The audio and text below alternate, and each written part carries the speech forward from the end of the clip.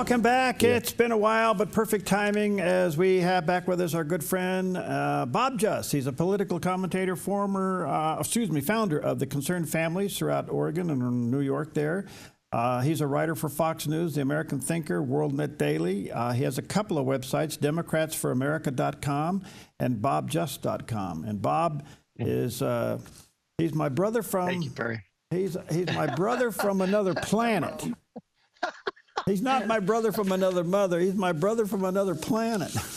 Just trying to get Democrats to stop voting Democrat and start voting Republican in order to save their party. As you know, Perry, that's the drum I've been beating for years. Let me dive into this real quick because I'm going to run out of time. Right. Is your party mortally wounded? Yeah, I hope so. I mean, because the party has to go through a radical shift. I mean, they are at a fork in the road. The problem, Perry, as you know, is that we've seen this before. When Ronald Reagan won two great victories and was doubted in his resistance to communism, was strong and standing firm, and the Soviet Union came down. And that was a huge shock for my party because Reagan was proven right after they mocked him and attacked him, just similar to the way they've attacked Trump. And then what happened? Well, the party started talking about new Democrats. And after 4 years of Reagan's successor, George H.W. Bush, Clinton won in 1992, and that began really the resurgence of the beginning of PCism and wokeism rising to the level of the White House, and then you know what happened after that. So we have to be careful. The difference, though, is the new media. Like you, like many others, podcasts, new media, back at the, as you know, Barry, at the end of the Reagan era, it was still dominantly controlled by the heritage media. Yeah, that's a good point. And along came Rush Limbaugh, and et cetera. That's a good point. So here comes Bill Clinton. His classic line is, the era of big government is over. When actually big government grew, maybe quadrupled in size and became very intrusive. So here comes President Trump with his EO hatchet, executive order hatchet, and in 1 week, has turned the country upside down and has pretty much demolished not only the Democratic Party but the Democratic media.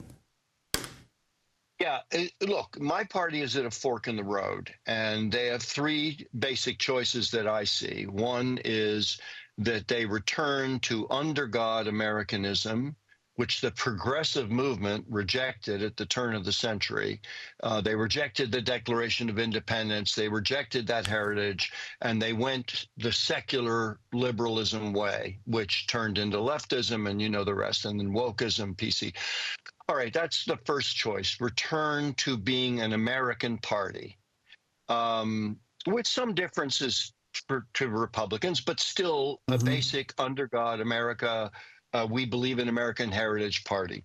The second choice is go broke or go woke or go broke, meaning double down on woke. Just we're right, we're sticking to it, no matter what, we're going to win the American heart and mind, okay?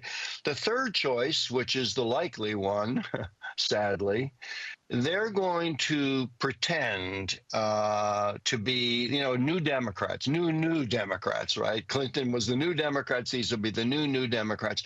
And that'll be basically woke light, some kind of holding. Democrats, they do a holding pattern, right? And they will get the Christian left, the progressive Christian left, like that bishop who was preaching to the Trumps and the Vances at the service last week.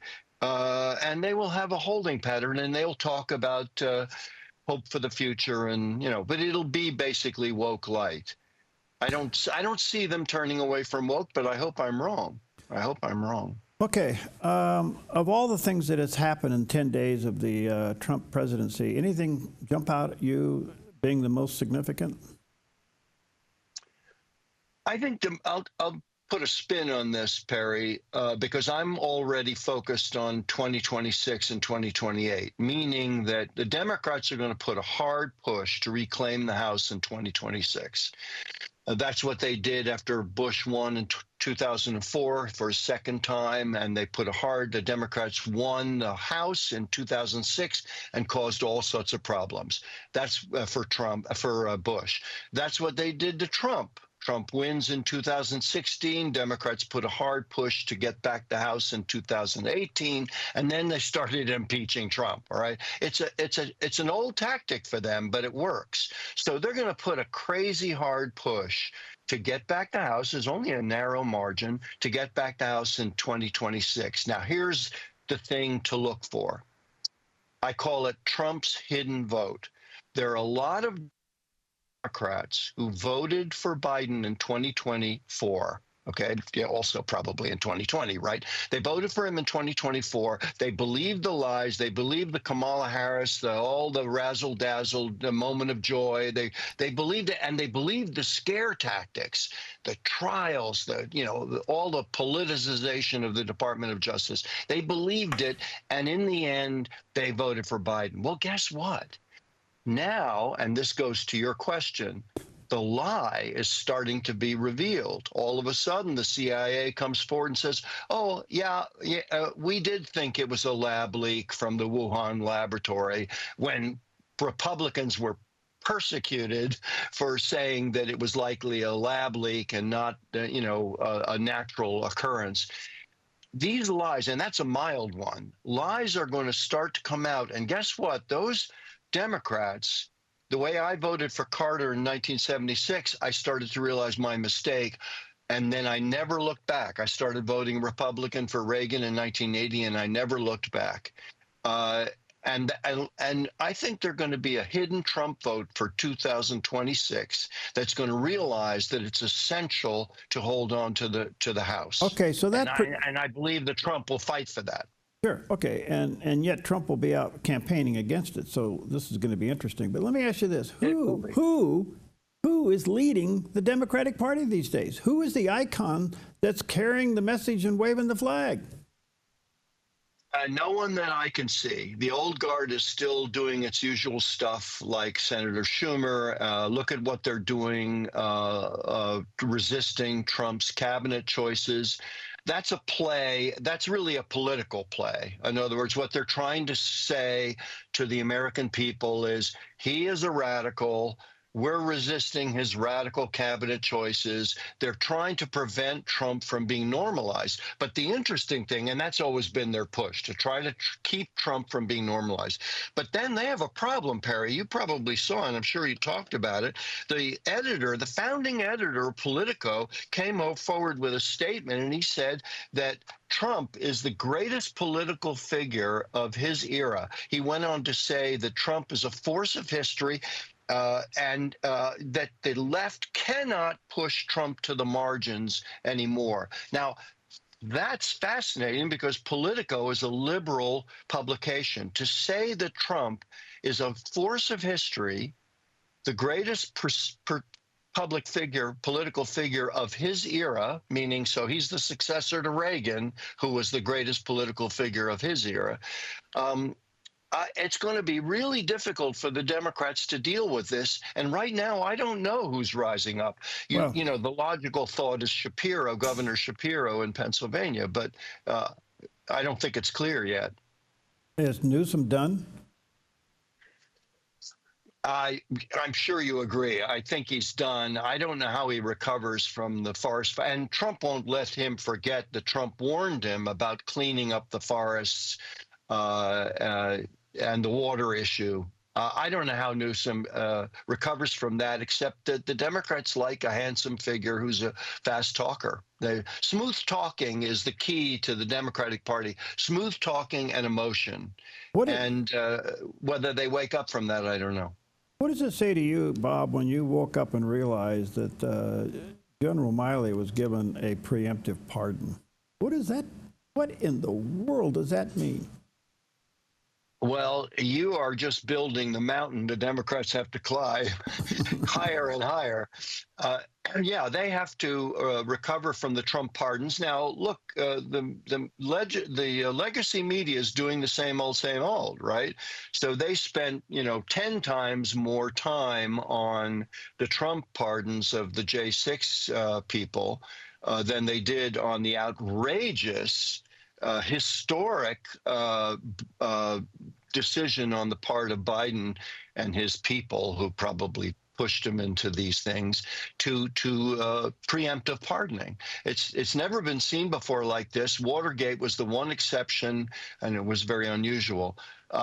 I don't know how the Democrats recover. I'm hoping they don't, Perry. That's why, what they need is Democrats. I hate to say it, they need Democrats like me who believe in under God America passionately, who believe that America is exceptional, who believes that we are the city on a hill shining a light of liberty to the world. And by the way, to build the mountain you're building for my party higher, that Republicans are going to be leading the celebration of our 250th anniversary of the Declaration of Independence, right? Mm-hmm. The one thing the Democrats can't admit as being sacred the way we do, as politically sacred. That is yeah.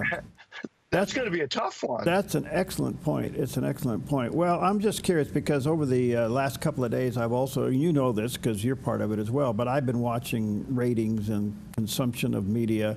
And to your earlier point, media has drastically changed from the Reagan era to the Trump era. I mean, we have podcasts, we have cable, we have all these other things going on. But last week, the busiest week of the new year news-wise, CNN could only pull an average quarter hour. This is across a 12-hour period of 500,000. I mean, that is dismal. In the meantime, they send Jim Acosta to what they call Media Siberia, and he ends up resigning yesterday. MSNBC is in the same ditch, and they're now up for sale because Comcast owns them, would like to get rid of them. I would say the left's biggest asset is crumbling underneath their feet, and that's the media. Yeah, I agree. I mean, for younger people who don't know the name Jim Acosta, many people don't, no one listens to them or watches them, but Acosta was one of the most vicious attackers of Trump in his first term. Yeah, Perry, you're right. And I have been ecstatic, as we conservatives, whether Democrat or Republican, under God Americans, I've been ecstatic in the last week. First of all, I also think it's a return to muscular masculinity, true masculinity.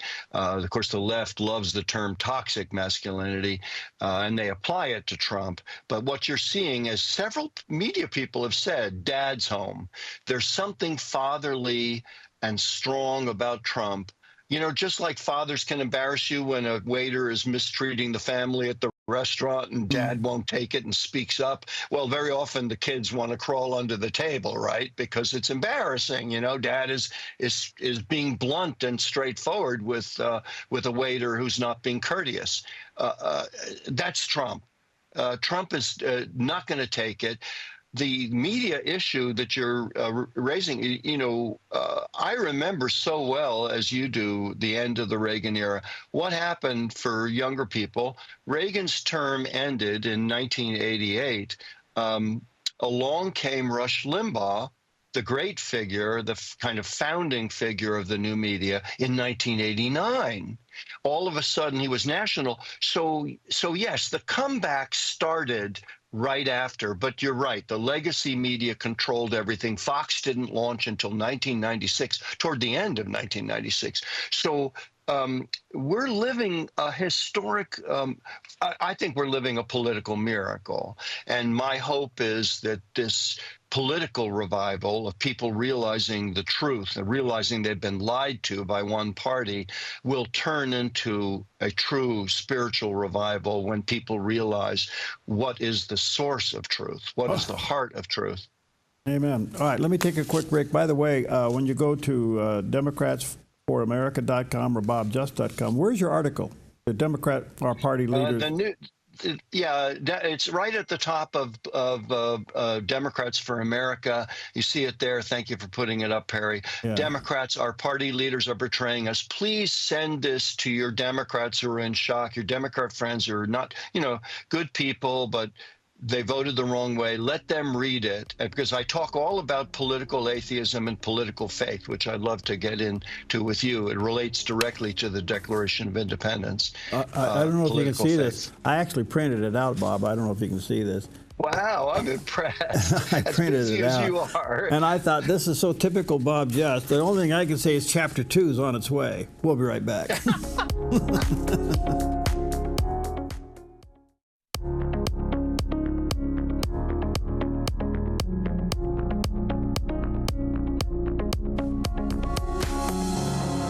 Okay, welcome back. Bob Justice with us. Always a great time to have him. Bob is a political commentator, founder of Concerned Families, which is an organization both in Oregon and New York. He also is a writer for Fox News, American Thinker, WorldNet Daily. He has a couple of websites, and his latest article I think you'll find to be fascinating. And to Bob's point, I think he makes a good one here, and that is, if you've got some puzzled Democrats, this would be a great article to forward on to them, called Democrats, Our Party Leaders Are Betraying Us. And you can get that at democratsforamerica.com or check out Bob's normal website, bobjust.com. So, Bob, where does a liar go when they get caught? Pride, as we know, comes before the fall. And right now, the pride of my Democratic Party is the real danger, because if they can't face up to the lie they've lived, they're going to be stuck in something. And we're watching something that is a real spiritual lesson, which is why I think political revival could turn into spiritual revival, because the Democrats, the pride of the Democratic Party, meaning we're so good and we care about the little guy, and the evil Republicans only care about the rich. Their whole woke spirit is drenched in pride. And they need real repentance. They need to really look at themselves and say, oh my gosh, we were persecuting people for disagreeing with us. We were using the Department of Justice to prosecute President Trump, which has never been done in history. We've broken all these rules. We've done so much damage, the way we handled COVID, on and on. If they don't come clean, I don't know how they recover. But meanwhile, we're watching all this. I tell you, they're losing the youth vote, which is a revolution. Young people want truth. They want authenticity, and they're going to get it from podcasters and conversations like ours right now. If the Democratic Party loses the women vote, if women wake up and realize that the Democrats don't care about them, all this stuff about, the Republicans don't love you, government, you can depend on government, we'll take care of you. The whole the whole attitude of the Democratic Party toward women is just a giant lie. And one of their primary political pushes with women is to say, what? Republicans don't love you. They don't care about you. They're not for you. We're for you. We're for abortion. We're for. If women wake up to that and realize, oh my gosh, these people are using us, and the men, and they're trying to create a hostility toward the men of the country, and they're lying to us. If they start to side with Republicans, the Democrats will never, in this form, will never get back in power. But Bob, didn't they? Didn't they wake up? I mean, look at the numbers. I mean, against the onslaught of the media, the legal system, and everything else that they threw, not only at President Trump, but they threw at anybody that was conservative, there was a wakening up going on beneath the nonsense.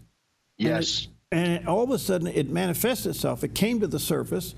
And they said no to that and yes to Trump. Even as bombastic as he can be, they said yes to him because they saw a true leader. They saw somebody that's willing to plow through the nonsense to make a change. I'm beginning to think, to your point, and I've spoken to quite a few Republican groups on this, they don't understand women 35-54. If they do, they will win elections from here into the rest of our lifetime. And, you know, of course, you're right that there was a huge advance among women, just as there was a huge advance among Black Americans, huge advance Hispanic, huge advance young people. But the Democrats keep pointing out Trump didn't win over 50% of Americans, right?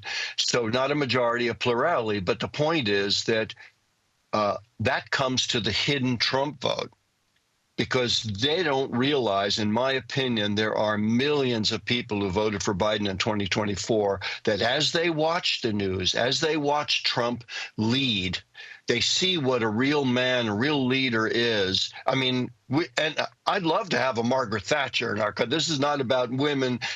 You know, we want, inevitably, there will be a woman president, but it will need to be, she will need to be like Margaret Thatcher. She'll need to be a Reagan, a Trump, a Margaret Thatcher. But anyway, back to your point. All right, so as these lies are revealed and women wake up, yeah, what the Democratic Party is going to do now, I don't know. What they really must do, will they? I don't know. The pride of the Democratic Party is a sticking point. They've put everything into believing that progressiveness, science, you know, secularism, the new way, which has been going on for 150 years. You and I have talked about it many times, right? Okay, but if they wake up and realize, hey, we're Americans. The Declaration, you don't have to believe in God to believe in the Declaration of Independence. That's what I call political faith. And you and I have talked about it. And the article that you thank you for promoting talks about it. And I know you have David Kapalian on tomorrow, so you know they're going to get another dose of this good stuff. But political faith is so important.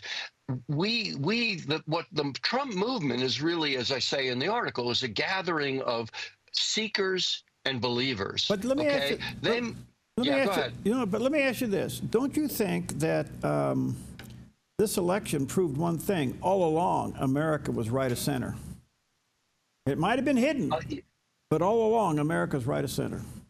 Yes, and still dominantly Christian in its worldview. Mm-hmm. There are a lot of Christians that may be baby Christians or whatever, but that's why I say we're at the edge of spiritual revival, because the conversation starts to become what is true and who is real, who is authentic, what is true, what is the rock I can stand on. Yeah. I've been standing on sand and nothing is real. It's fluid. Nothing is solid. Nothing I can hold on to.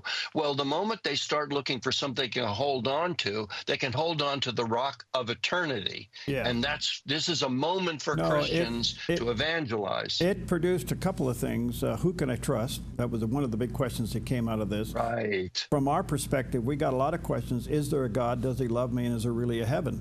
Well, when they start thinking in those terms, that tells me they realize that life is fragile. All this nonsense is just that, nonsense, and there has to be something else out there.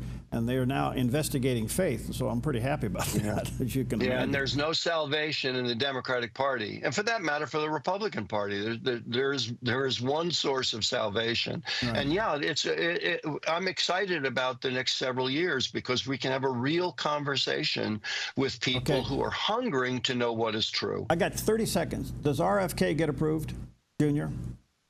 I think it's going to be a squeaker. I think he will, because I think the Republicans want to stand firm and not show any cracks. But if one person goes down, it may well be him or Gabbard, Tulsi Gabbard.